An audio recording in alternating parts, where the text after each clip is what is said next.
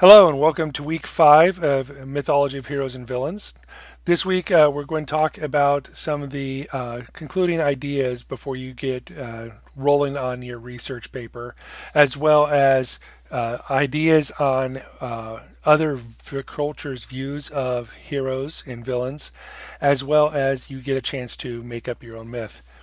So, the book reading about the conclusion sums up quite a bit about what we've been discussing so far.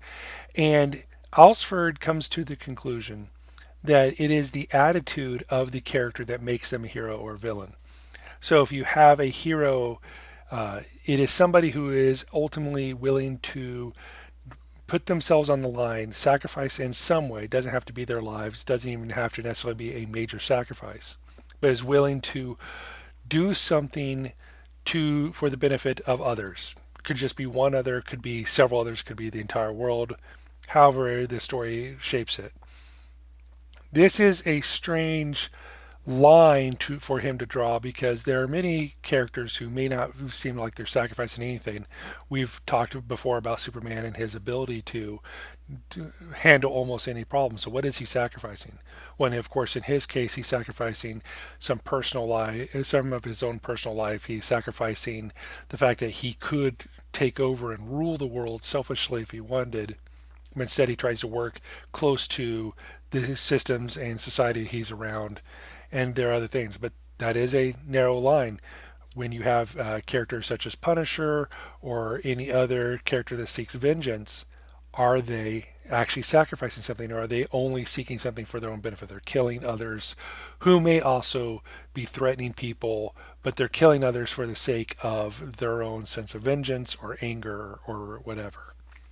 This is a interesting line, and a line has to be drawn for every person, and you have to draw it for yourself. You can look at what we've discussed and the various examples we've had, but ultimately, what Alsford is saying is we can examine these from certain philosophical points of view, but in the end, what makes a hero and a villain and within a myth is whether or not we see them as heroes and villains.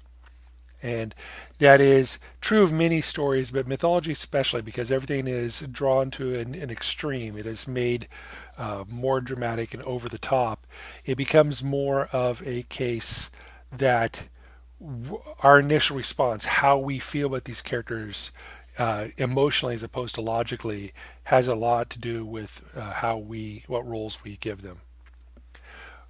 When I chose to give you the crash course video about Rama and the Ramayana, one reason for that was we often discuss uh, myths from Greek mythology is very common, Roman mythology, Norse mythology sometimes more European-centered myths like King Arthur or Robin Hood, or similar types of myths, and of course the American myths, which are drawn largely from European myths and sometimes borrow from other myths. And we are a world full of rich and ancient cultures. Various types of cultures grew up in the Indian subcontinent, and they had vast, interesting stories that we often don't hear very much. There's the Ramayana and other texts, the Mahabharata, and all of these are vast. I mean, there's thousands of pages of text to go through if you wish.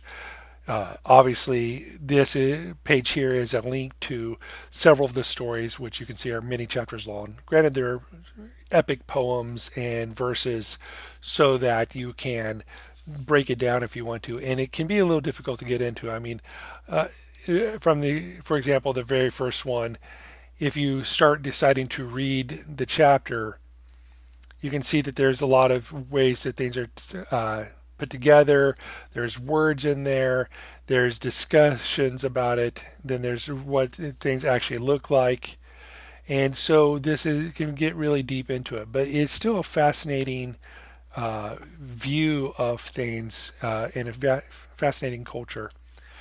Rama is one of the great heroes and deities that stories were told about in ancient Hindu myth, and still today is an ancient thing. Rama and aspect of Krishna as in many other aspects. Obviously, it is well worth reading the Wikipedia page about the various stories of Rama, the history, the ways these stories have been told, and of course the modern versions. There are many, many movies based on these. Some of them are interesting. If you haven't experienced Bollywood style movies or movies drawn from Indian culture, they're interesting to watch.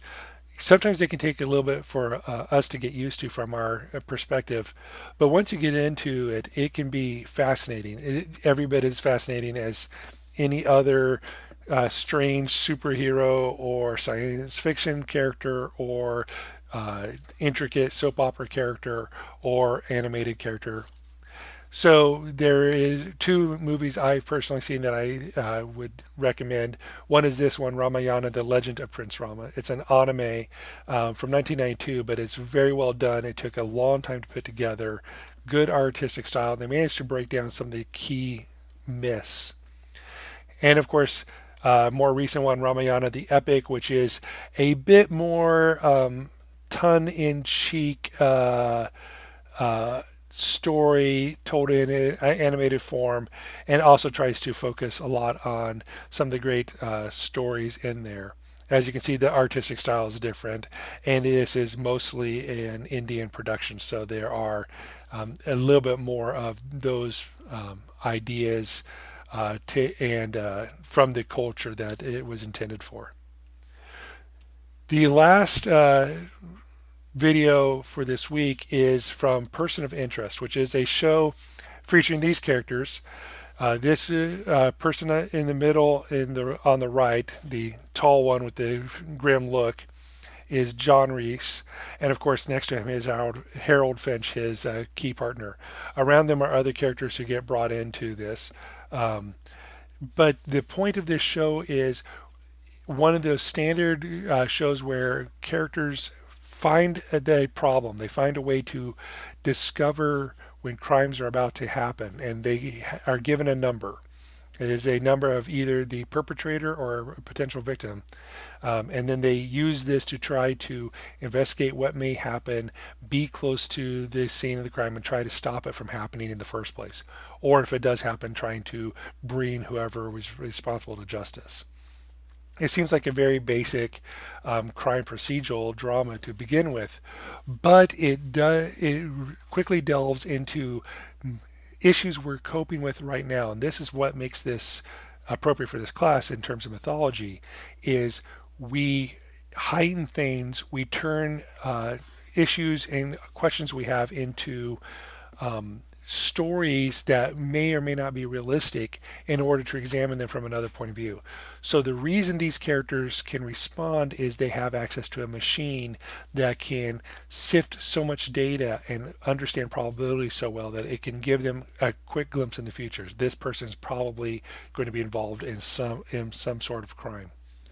This is, of course, is talking about things we're discussing right now, surveillance society, which, while we can blame things such as the Patriot Act and fight against terrorism as excuses for this, what really causes surveillance society is we have the technology to do it, and we have a desire to feel safe, even if sometimes being watched all the time makes us less safe. And so we have this tension, we have this discussion right now about whether or not we should have more cameras, more ways to view what's going on, or if they're making it less safe.